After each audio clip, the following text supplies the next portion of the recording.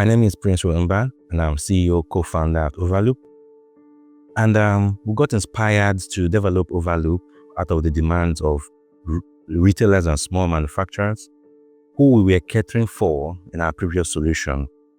And out of actually, talking to these SMEs, we found out that they had actual demand, they had actual problems because many of them were running their business on foreign-based solutions.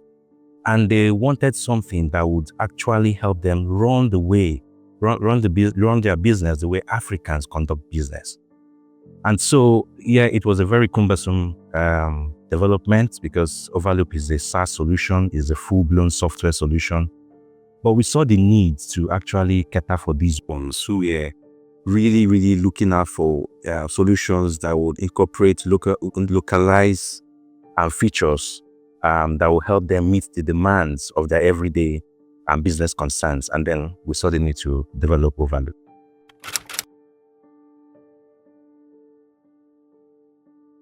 I think we faced two challenges. The first one was categorization. The Nigerian SME space is broad, and everybody appears to be trying to cater for SMEs one way or the other. But then we realized that we needed to face the retailers and small manufacturers because they were first of all, they're the beacon of the economy. And secondly, they're the ones that are actually in demand of these technology. And so categorization was a problem, but we were able to tackle it by doing more research. I think research is the right word.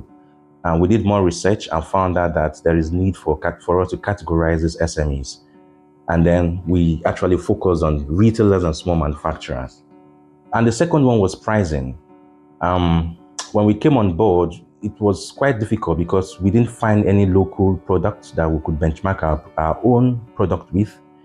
And so we were matched with foreign-based solutions who were priced in dollars, in foreign currency actually.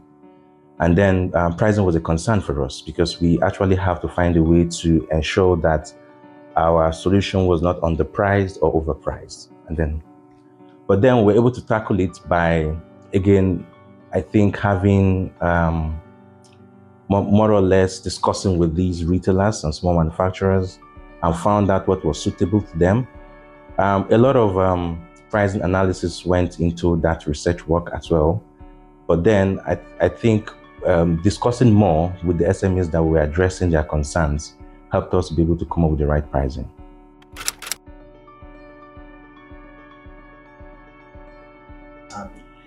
Yes. Normally most retailers or many retailers and small manufacturers in Nigeria are actually non-tech individuals. But what helped us was we were focused on providing localized solution anyways. And so it helped us to be able to find a way to understand the flow of their businesses and incorporate features that would help them actually run their business the way they want to conduct business. And I keep using the word conduct business in Africa because the way we conduct business in Africa is very different from the rest of the world, especially from the Western world. And that was the problem for many of these retailers and small manufacturers, which is really, really huge. They were looking for something that would help them, a very customized solution. And so that was how we came into play by, finding a way to incorporate localized solution. And that led to adopting features that, would cater for their local problems.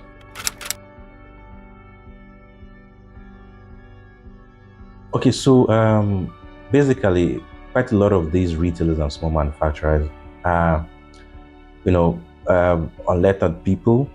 So what we've done is to adopt very simple, customized customer service for them.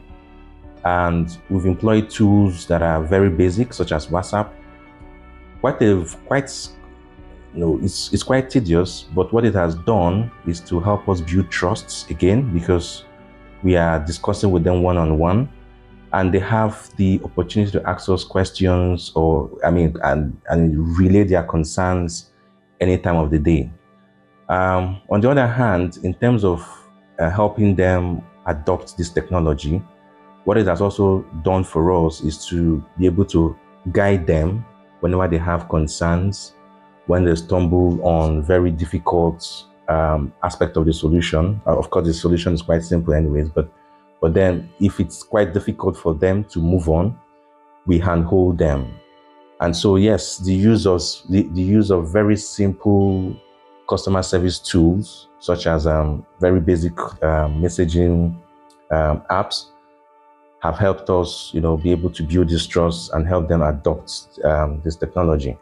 Well, we are a tech firm, and so initially we started off with exposing them to very complex tools in terms of managing them.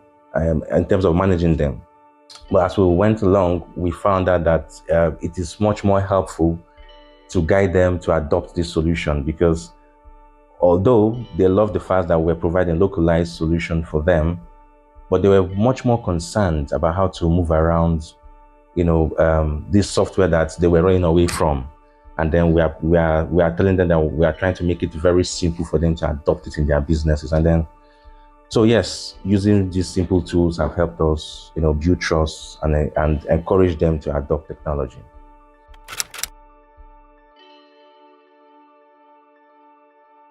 Well, we are typically already doing that. Just so you know, Ovaloop started off an SME Connect event in 2023, and last year we did the second edition. These events were designed to shape policy making for retailers, and we have both public SME organizations that attended. We had the likes of SMEDAN, Lagos State Employment Trust Fund, and several other organizations that attended this event. The goal is to help or to drive policies that would, help retailers or SME at large, grow their business, and it's been very, very fruitful.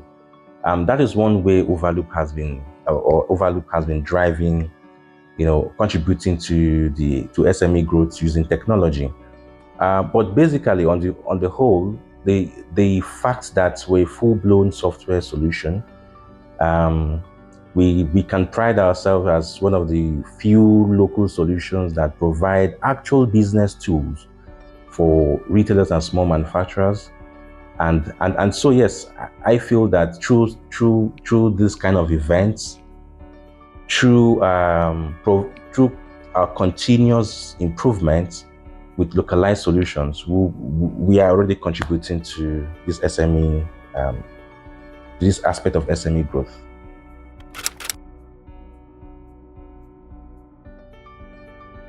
Yes, that's one core of our offerings. Because again, if you do not have insight to data, you won't be able to manage your business properly. So, in fact, that is one aspect of Ovaloop that took us so much time to develop, because we have to move away again from the complex solutions that these businesses were on to provide them very simple ways of doing their business. And so they wanted all kinds of reports. And this report exposed them to important data and insights in their businesses. It has also given us some level of joy, because from time to time we get reports from them saying, oh, I didn't know my business could do this until I had to print this report and went through this data on the platform, and then of course I saw that I could do, certain things.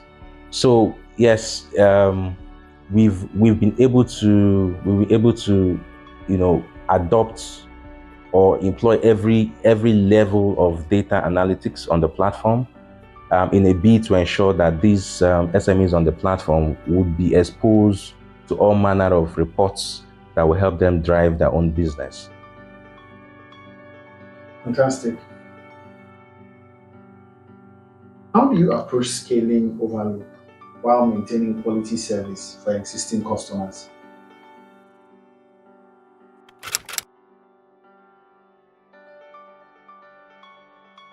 How do you approach scaling Overloop while maintaining quality service for existing customers? So yes, like I said, we provide localized solution. So the the the negative aspect of that is that you try to do a lot of customization because you're trying to provide different kind of customized or localized solution for different category of businesses. However, what has helped us and what is helping us to or giving us the confidence that we can scale even beyond Africa, I mean, even beyond the shores of Nigeria, is the fact that number one, we are. I mean, these businesses are a bit similar. So if you can solve the problem of different pharmacies in Lagos, it will make it very easy for pharmacies in Port Harcourt or other regions to adopt this solution.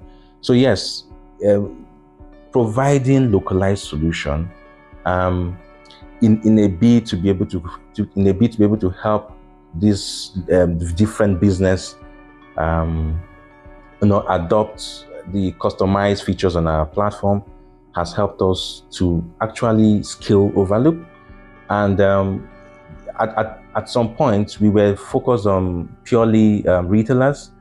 But because of these different customized features that now become, everyday featured on Overloop, right now we are also catering to small manufacturers, and that is scaling.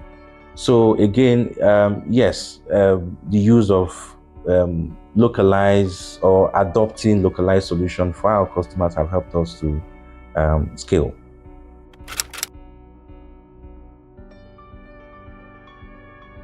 Absolutely. So again, Africans, we're always trying to up every problem.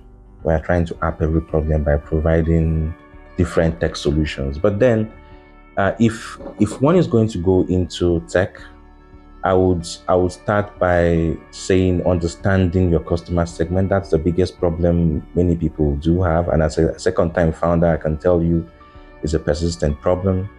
Understanding customer, and again, because we have a very fluid environment, we do not have a lot of access to important data that can help you make informed decision when you're trying to, build your product. That can inhibit you understanding what your customer really needs. And I can tell you that my interaction with quite a number of tech founders that is also a problem that across Africa many tech founders are facing. So I think understanding your customer segment is important. Also, and quite important, is leadership. We do not have a lot of opportunities for accelerators and incubators the way it is overseas. So it becomes quite challenging to be able to find the right leadership in, when you start, because when you start, you also want to grow, and growth comes um, with a lot of understanding in terms of leadership. So yes, you need to be able to study leadership a lot. You need to be able to understand your own customer segment.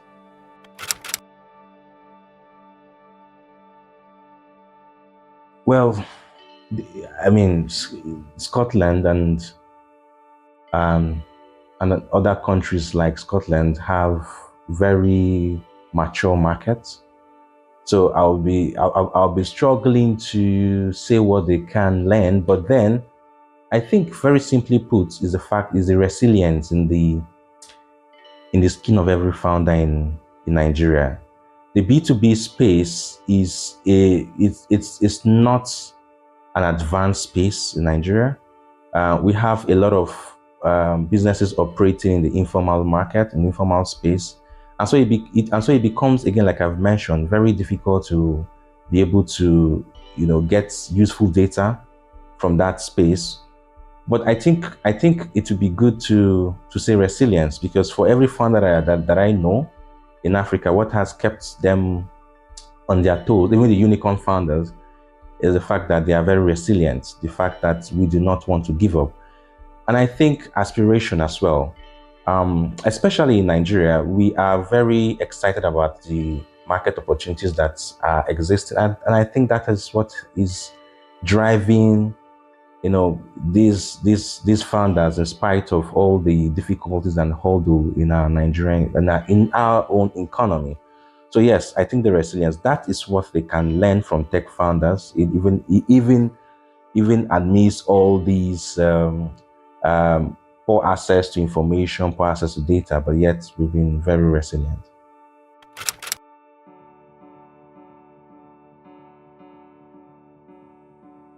Yes, there's quite a lot of room for collaboration. Um, One of such is advisory roles. I think that there's a lot of useful lessons that successful entrepreneurs or tech founders in very advanced market can bring into, the African space. Um, Technology is also growing. They have a very advanced technological environment. I see that exchange as something that can impact the African space. So yes, I think in terms of advisory role, again, just going back to that, I would say that it is there's a lot of opportunity for um, founders in that advanced markets to be able to supervise, be part of the growth, to be part of the opportunity here. So yes, advisory roles and technological adoption. There are quite a lot of useful tools that can be brought into the African space that would make it very easy for African tech founders to scale and grow if that collaboration happens, if there's that collaboration of exchange of tech tools that would make it very easy to build solutions that will cater to the needs and concerns of the everyday consumer in Africa.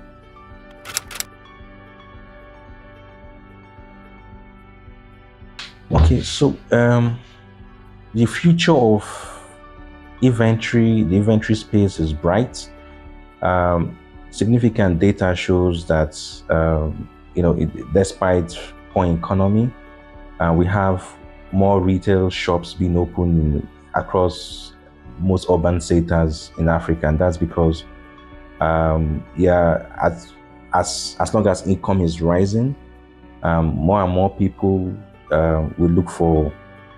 Sorry, I have to take that again. Okay. So the future of inventory is bright, and data shows that there's significant growth in the retail space. Despite very poor economy, we can see that there are more retail outlets opened across Africa. And that's for various reasons. Of course, more and more people are migrating to urban centers, producing opportunities for retailers to be able to cater to their needs and to their needs and um, to their needs. Again, I keep saying this that from our experience with Ovaloop, we've been able to cite that you just cannot open any retail outlets without looking for one inventory management tool or the other to manage your business. And so that need will only keep rising, which is synonymous with the growth of retail outlets. So yes, Ovaloop has a significant role to play. We have the likes of other foreign-based solutions growing. We see them coming every day to Africa. We see what Zoho is doing in Africa. We see what Odoo is doing in Africa, and that's because they know that the beacon of the African economy is retail. We have low manufacturing and very high demand for products, and so there'll be need for the right kind of tool to manage these businesses from time to time. So I see that as long as these businesses are being run by Africans, we'll keep looking for a way to manage our business the way Africans conduct business, and the need for providing localized management features will only keep increasing. So yes, Overloop has a very significant role to play.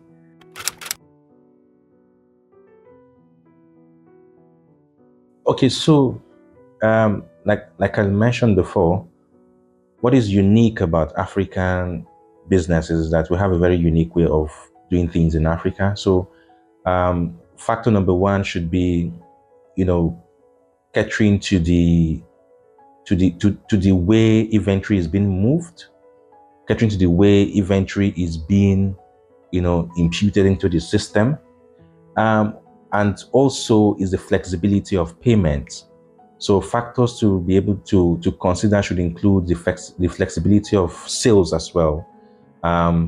Africans have a lot of sales methods that are very different from other advanced markets.